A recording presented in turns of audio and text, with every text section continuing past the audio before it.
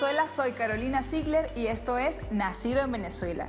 Hoy damos inicio a nuestra segunda temporada y lo hacemos con un gran talento venezolano que nos ha deleitado a través de sus conocimientos con el cine, el teatro y la televisión. Con más de 50 años de carrera artística, ha llegado el momento de darle la bienvenida al señor Román Chalbaud. Bienvenido, señor Román, a Nacido en Venezuela. Gracias por invitarme, Carolina. ¿Cómo se siente, señor Román? ¿Quién es el señor Román Chalbaud? Yo no lo conozco mucho. Román José Chalbaud Quintero es un galardonado dramaturgo y director de cine y televisión, nacido en el estado Mérida el 10 de octubre de 1931. Comenzó a trabajar primeramente en la televisión, para la que realizó y dirigió varios programas, y debutó algo más tarde como director cinematográfico con el largometraje Caín Adolescente, realizado entre los años 1957 y 1959. A esta primera incursión en el mundo del cine le siguieron después muchas otras películas. Chalbaud ocupó el cargo de director del Teatro Nacional Popular entre 1958 y 1960 y más tarde el de presidente del Instituto Latinoamericano de Teatro entre 1965 y 1969. Su producción dramática se caracteriza por el tratamiento de temas de intenso dramatismo y una urgente búsqueda de la realidad social de la Venezuela contemporánea. Sus obras están protagonizadas por una serie de personajes que se pueden muy bien calificar.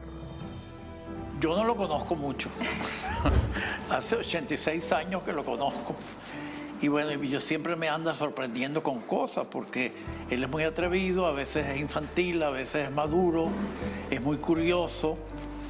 Me lleva muy bien con él, la verdad es esa. Hablando de lo infantil, ¿cómo fue la infancia de ese señor que, bueno, que hoy en día es un gran talento nacional? Mi infancia ocurrió en Mérida. Yo nací en Mérida en 1931, pueden sacar la cuenta. Y cuando yo tenía 1 año de edad, mi papá y mi mamá se divorciaron. Mi papá se fue a vivir a Maracaibo. Y me quedé con mi familia materna. Era mi mamá, Alicia Quintero Godoy de Chalbaud, ella se quitó el de Chalbaud, por supuesto, que era bibliotecaria del Ministerio de Sanidad. Mi abuela, Elvia Hortensia Godoy de Quintero, que vendía estampillas en el correo allá en Mérida. Y mi bisabuela, la mamá de mi abuela materna, Josefa Trejo de Cortés, que había enviudado y hacía planchas dentales, que eso no lo hacían las mujeres en esa época, pero el marido hacía planchas dentales, ella lo había aprendido a hacer y ella siguió haciendo eso. Yo quedé en manos de aquellas 3 mujeres. Fueron las mejores manos en las que pude haber quedado. ¿Por qué? Porque ellas inventaron, nos vamos a Caracas, vamos a conquistar la ciudad. De Mérida se vinieron para Caracas. En un autobús de la RC que duraba 4 días y 4 noches, Mérida-Caracas. Ahora, ellas habían... ¿Qué edad tenía usted? 8 años. 8 añitos. Eso fue en 1939. Ellas habían logrado algo increíble. Ellas consiguieron trasladar a Caracas sus trabajos. Mi abuela consiguió que la pusieran en Carmelita a vender estampillas, cosa que ella hacía en Mérida. Mamá en el Ministerio de Sanidad consiguió que la trasladaran para Caracas a ser directora de la biblioteca del Ministerio de Sanidad, donde iban médicos pues, a chequear todas las cosas nuevas que salían de medicina. Y mi bisabuela, bueno, haciendo sus planchas dentales, ¿verdad? Y mi hermanita, porque cuando se divorciaron mi papá y mi mamá, mamá estaba embarazada, entonces yo tuve una hermanita que nacieron 2 y la otra murió, les dio toferina, ¿verdad? Y Nancy fue mi hermana toda la vida, desgraciadamente murió, se fue primero, nos llevábamos muy bien. En ese mundo de mujeres, imagínese usted, el único hombre, el príncipe de la casa entonces, el rey, mejor dicho, el rey de la casa. Ahora bien, señor Román, sabemos que esa pasión de el mundo del espectáculo viene de las venas pues de su abuela y su mamá también. Pero también sabemos que hubo un inconveniente, vamos a decirlo de esta manera, porque bueno, usted tenía la decisión, o mejor dicho, estaba entre la espada y la pared entre su abuela y su mamá, porque a una le gustaba este mundo y a la otra no. ¿Cómo manejó usted esa situación para hoy en día estar en este momento acá? Bueno, primero, yo soy quien soy por mi abuela, porque mamá no le gustaba. En esa época no existía la televisión. ¿De qué ibas a vivir? Del teatro no vivía nadie, ¿me entiendes? Y entonces por eso ella pensaba que yo era el hombre de la casa, que iba a crecer y tenía que mantenerla después a todas. Y ese era el motivo pues económico, muy preocupante y muy serio, ¿verdad? Pero a mi abuela le gustaba mucho el cine y ella me llevaba a ver películas. Y la mayoría de las películas que ella me llevaba a ver eran francesas, que se daba mucho cine francés e italiano en aquella época, porque ella adoraba el cine francés, le gustaba mucho Charles Boyer, que era un actor francés que después se fue a trabajar a Hollywood. Creo que ella estaba en el fondo enamorada de Charles Boyer. Y entonces yo vi todas esas películas y algo mucho más importante, los libros que ella leía. Ella leía en la noche, antes de dormir, cosa que yo sigo haciendo. Yo tengo 7 libros al lado de mi cama, me acuesto, y si yo no leo 30, 40 páginas, no me puedo dormir. ¿Todos los días? Todos los días. Y hay libros que he leído muchísimas veces.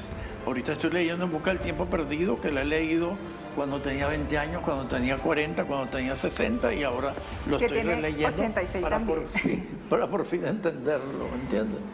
Entonces, bueno, esos libros que ella tenía, yo se los quitaba y los leía. Entonces eso es muy importante, la literatura, ¿verdad? Y ella leía libros estupendos. Leía El correo del zar de Miguel Strogoff, pero leía a Doña Bárbara. Le gustaba mucho leer Uslar Pietri, Ramón Díaz Sánchez, los autores venezolanos, ¿me entiendes? Pero también leía Crimen y Castigo de Dostoyevsky, por ejemplo, y leía Naná de Emilio Solá, ¿verdad? Que era la vida de una cortesana. Y entonces todos esos libros yo se los quitaba y yo también leía. Y la literatura y el cine donde ella me llevaba fue quien me crió.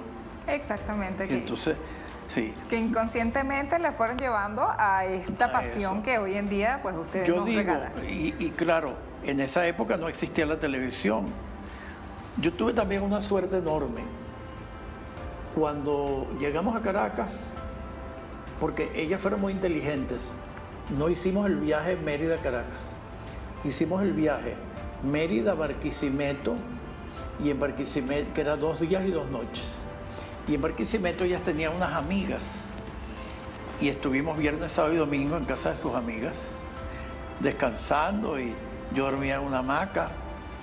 Me iba muriendo 2 veces. Un borracho me tiró en un pozo por el pelo y yo no sabía nadar. Y bajé el fondo del pozo, tenía 8 años. Y volví a subir y veía pececitos y volví a bajar. Y yo no sabía que la tercera vez uno se queda en el fondo. Mamá se tiró, me agarró por el pelo, me sacó del agua y le cayó a golpes, por no decir una palabra más fuerte, al hombre, al borracho que me había tirado, ¿no?